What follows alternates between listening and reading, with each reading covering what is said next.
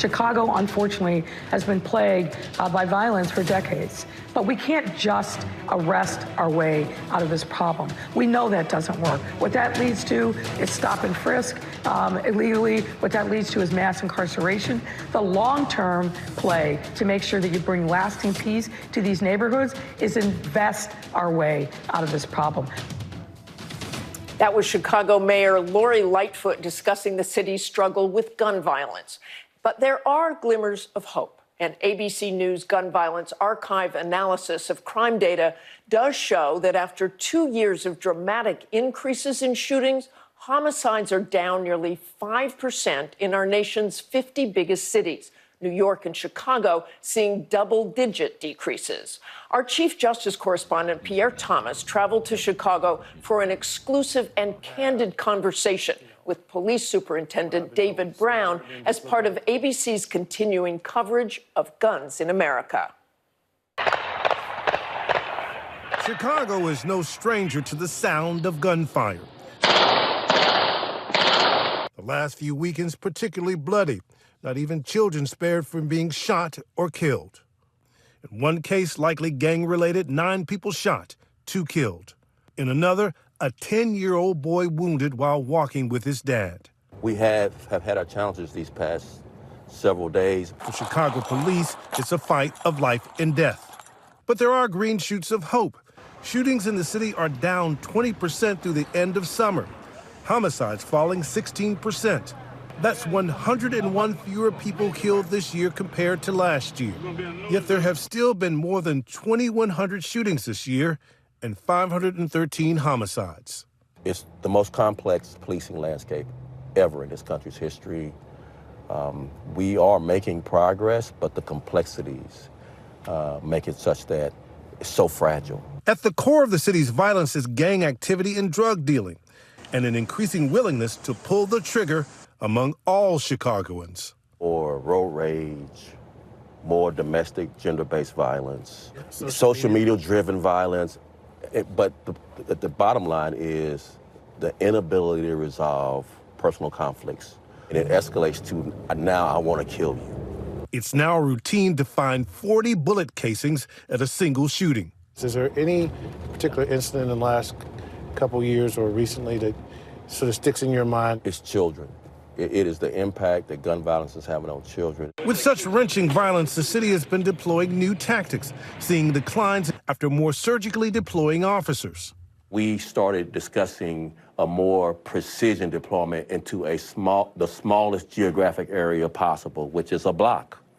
And police have taken, on average, 12,000 guns a year off the street, historic numbers. I don't think we're even chipping away at a large percentage of the illegal guns in this community. The superintendent said what is working to bring down shootings is officers aggressively responding to shots fired. You'll see case after case after case of officers running toward danger, running toward gunfire, risking their lives. 150 the last 2.5 years, officers shot at and shot. Collaboration is also working. More cooperative programs with social services and housing. And police are using more technology. Watch closely. This man dressed in black riding a bicycle randomly shoots this woman in the back. The special team of investigators goes out with the homicide detectives, hunting for camera footage from homes and businesses. And they actually try to follow these individuals prior to the incident and post the incident. Cameras giving a clear-cut vision of the suspect at a bicycle shop he visited earlier that day. And then we go there and you get that money shot. They track him through the city. Almost 6 hours after the incident, boom, he just ran past the officer. Then a shootout with police wounding an officer. The sound caught on sensors planted throughout the city so police can monitor for gunfire. But as they push shootings down overall, robberies and motor vehicle theft have spiked dramatically. And Superintendent Brown is willing to have the uncomfortable conversation. Many of the victims and suspects, often men of color. How, as a black man and as a law enforcement executive, do you balance how you feel about that? I think the first step for me personally is to never forget where I've come from. Brown says he spends a lot of time in community outreach, trying to build trust after George Floyd. How difficult has it been? Made it more difficult. to even be heard. George Floyd being murdered on videotape revealed the people we should have never hired. Brown believes in aggressively arresting and prosecuting the small core of shooters and killers who terrorize poor communities. He does not believe in mass incarceration and stop and frisk. If I wear some blue jeans and a T-shirt and walk outside this building, I'll get stopped more than once.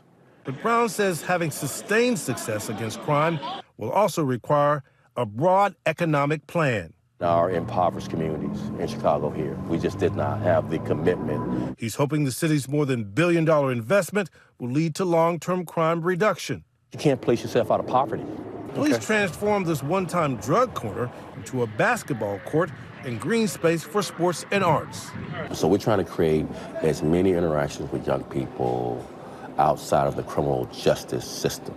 We want to engage them before crisis happen and know them and them know us. People who have hope can have dreams of a better life. People who have dreams of a better life are not attracted to violence. An incredible piece, and Pierre Thomas joins us now. And Pierre, Superintendent Brown was very honest with you, but he's suffered some tragedies himself.